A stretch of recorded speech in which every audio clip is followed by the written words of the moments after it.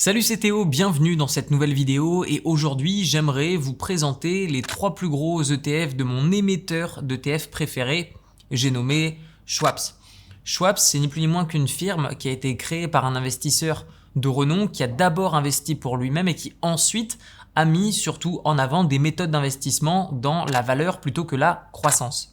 Mon but dans cette vidéo, c'est de vous montrer les 3 plus gros ETF qui ont la plus large capitalisation, donc dans lequel le plus d'investisseurs ont mis le plus d'argent, et vous verrez la performance, les frais, la stratégie et le résultat d'un investissement long terme dans chacun de ces 3 ETF. Le premier ETF dont j'aimerais vous parler, c'est SCHD, qui est un de mes ETF préférés, qui va tout simplement investir sur des entreprises basées aux États-Unis qui ont une large capitalisation, donc supérieure à 500 millions de dollars. Et cet ETF va avoir tendance à investir sur des boîtes qui vont reverser des dividendes en constante augmentation.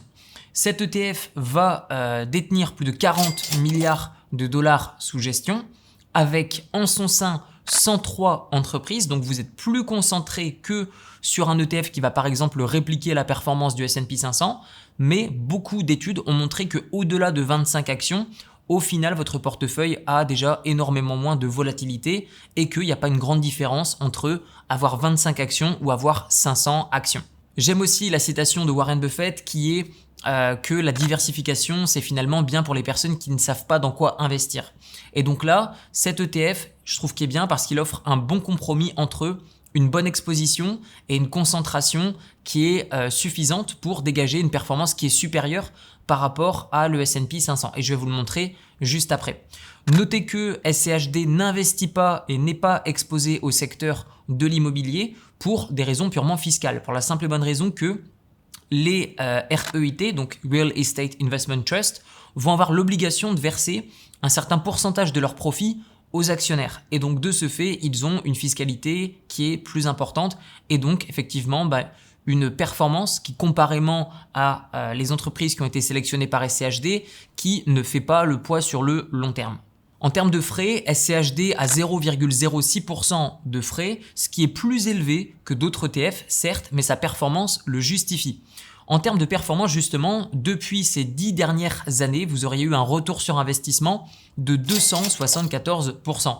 Si je devais annualiser ça, vous auriez eu en moyenne 13,40% de retour sur investissement par an sur votre capital au sein de SCHD.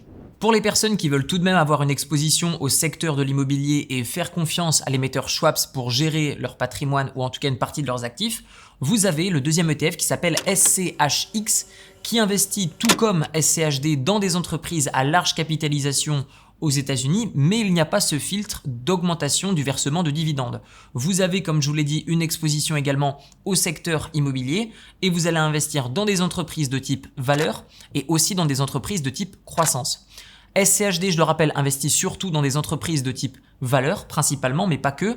Et donc des entreprises de type valeur, c'est ni plus ni moins que des boîtes qui sont tellement matures qu'elles vont avoir la possibilité de verser un dividende plus important que des entreprises de type croissance qui vont utiliser une plus grande partie de leurs profits pour continuer à se développer. Donc généralement, leur prix vient augmenter plus vite que des entreprises de type valeur qui, elles, vont verser davantage de dividendes. L'ETF, donc SCHX, a actuellement sous gestion 29 milliards de dollars américains et en son sein, 757 différentes entreprises. Au niveau des frais, il est 2 fois moins élevé que SCHD avec 0,03% de frais et sa performance moyenne sur 10 ans a été de 246%, soit une performance annuelle moyenne de 12,95% par an. Pour les investisseurs qui souhaiteraient avoir une exposition sur le marché international, c'est-à-dire en dehors des États-Unis, eh bien, vous avez l'ETF SCHF qui, lui, va investir dans le monde entier, sauf aux États-Unis.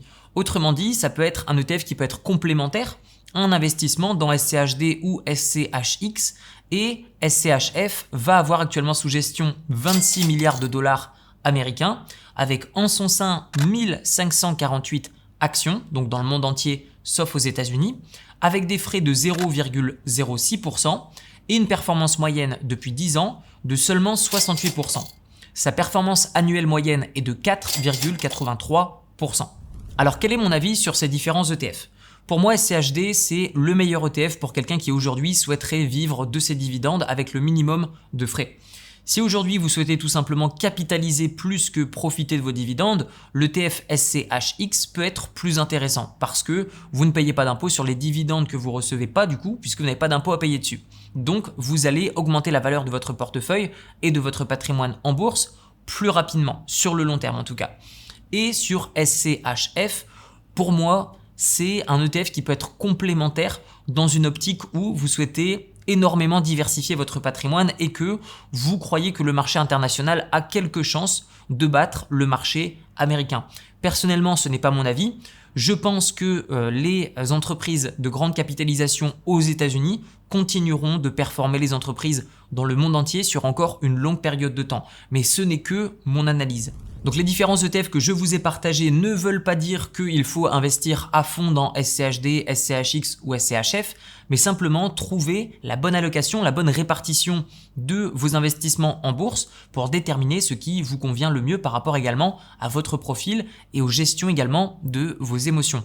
Les ETF, c'est probablement la meilleure solution sur le long terme pour quelqu'un qui ne veut pas s'occuper de la gestion de ses investissements en bourse. Et c'est pour ça que personnellement, j'ai 50% de mon portefeuille en bourse qui est en actions individuelles où je vais détenir jusqu'à 25 actions et les autres 50% de mon patrimoine en bourse, ça va être investi sur un ou deux ETF, pas plus.